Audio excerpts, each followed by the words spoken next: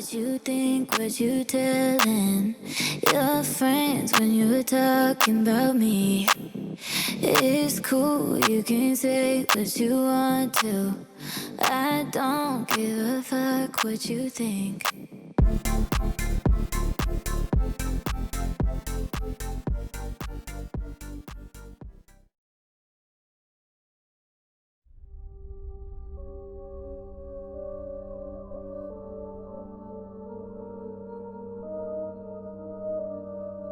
Ted Bundy, the charming predator in the 1970s. The country was captivated by the handsome, well-spoken, and seemingly harmless Ted Bundy. With a smile that could charm anyone and a sharp mind, he blended perfectly into the world of college campuses and young women. But behind that smooth exterior lurked a predator.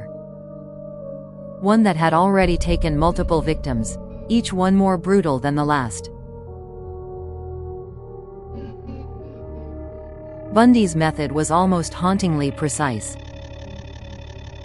He would pretend to be injured or in need of assistance, luring unsuspecting women to his side.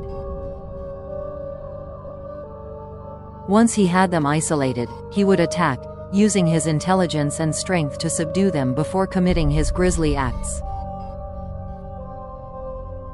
He was elusive, always one step ahead of the authorities, even as the body count rose. But it wasn't his charm that ultimately caught him, it was his arrogance. In one chilling incident, he called the police to report a suspicious man. Ironically, it was Bundy who had been under investigation the entire time. When he was finally captured, Bundy revealed, in a matter-of-fact tone, the horrors he had inflicted on so many, but he showed no remorse. His final words before his execution were chilling. "I'll see you in hell." Jeffrey Dahmer, the Milwaukee cannibal. In the quiet neighborhood of Milwaukee, a sinister figure moved in the shadows, hiding in plain sight. Jeffrey Dahmer, a man with an unassuming appearance, hid a monstrous secret behind closed doors. His victims, mostly young men and boys, were lured to his home with promises of alcohol, money, or simply companionship. But inside, they met their horrific end. Dahmer's disturbing rituals included necrophilia and cannibalism. He meticulously kept body parts, not just as souvenirs, but as trophies of the twisted world he had created. In a haunting twist, Dahmer told his victims' families he would have been their best friend, offering the charm and unsettling normality that concealed the depravity within.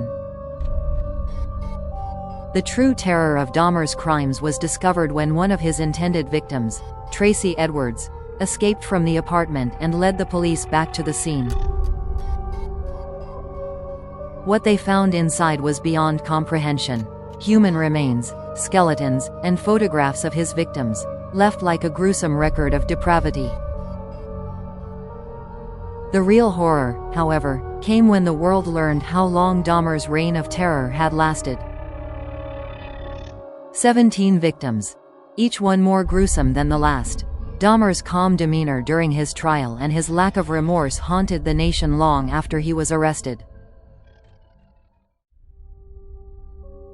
John Wayne Gacy, the killer clown. John Wayne Gacy, a beloved clown at children's parties in Chicago, concealed the face of evil beneath his painted smile. At night, he transformed into something far darker, luring young men and boys to his house with promises of work or money. But once they crossed the threshold of his home, they entered a hellish world where death awaited them. Gacy's signature crime was the horrific torture and murder of at least 33 victims. He would strangle them, then hide their bodies in the crawl space of his house. His home became a tomb, a site where families would gather in horror as the remains of loved ones were discovered, one after another. the chilling part? Gacy was well known in his community, even running his own construction business and appearing in public as a cheerful, friendly man. He used his charming persona as a weapon to mask the monster beneath. It wasn't until one of his potential victims managed to escape that Gacy's horrifying secret was revealed to the world. He was caught, but not before leaving behind a trail of death that would never be forgotten.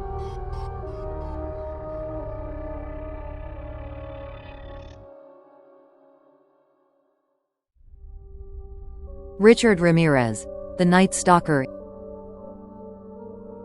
In the mid-1980s, Los Angeles was gripped by fear as a mysterious killer known as the Night Stalker prowled the streets. Richard Ramirez, a man with dark eyes and a sinister presence, would enter homes through unlocked windows, attacking both men and women, often at night. His methods were brutal and unpredictable: shootings, stabbings, and bludgeonings, with some victims left with bizarre and satanic symbols carved into their bodies. Ramirez believed in the devil, and during his trial, he openly declared his loyalty to Satan, flashing a pentagram on his palm. His obsession with evil and random violence terrified the city. He was not only killing for pleasure but sending a message: no one was safe. The fear grew when it was revealed that Ramirez's crimes spanned multiple counties, and police struggled to find him. His uncanny ability to evade capture made him even more terrifying. The public was on edge, and even during his arrest, Ramirez showed no fear, mocking the police and smiling as he was led away. The Night Stalker had been caught, but his legacy of terror would haunt the city forever.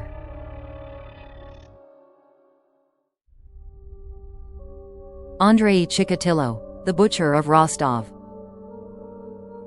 In the Soviet Union, there was a monster who walked among the people, hiding behind the guise of a simple, unremarkable man.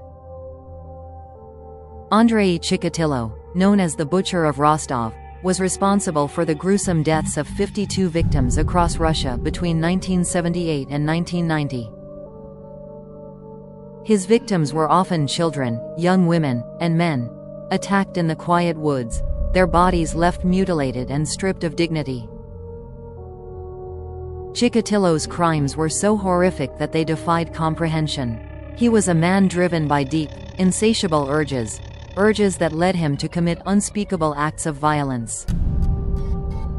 He would lure his victims into secluded areas, where he would strike with savage force, often dismembering them and leaving them to be found in the most disturbing ways. The police were baffled for years, unable to connect the scattered murders. What made Chikatilo even more terrifying was his normal life. By day, he was a teacher, but by night, he was a monster. His creeping descent into madness became clearer as his crimes escalated. When he was finally arrested, his chilling indifference to his actions stunned the nation. Chikatilo's trial was a gripping spectacle of horror, as he calmly confessed to his murders, showing no remorse.